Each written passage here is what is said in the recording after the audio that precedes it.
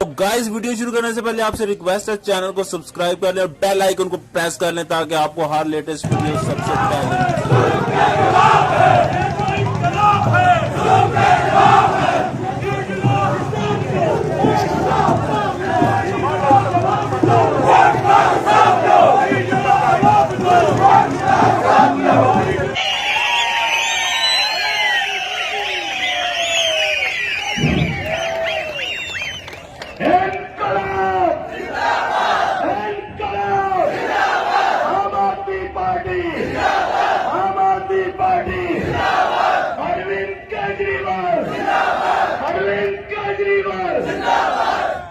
मैं चाहिए इसी जोश और जज्बे के साथ अभी हमारे दोस्त एक दफर बात कर रहे थे, अलियास भाई बानाली ने भी बात की।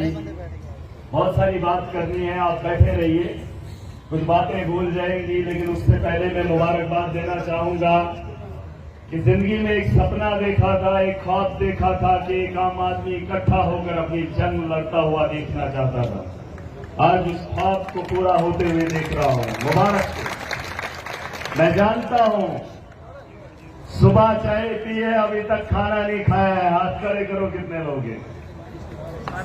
यह इनकलाब है, यह इनकलाब।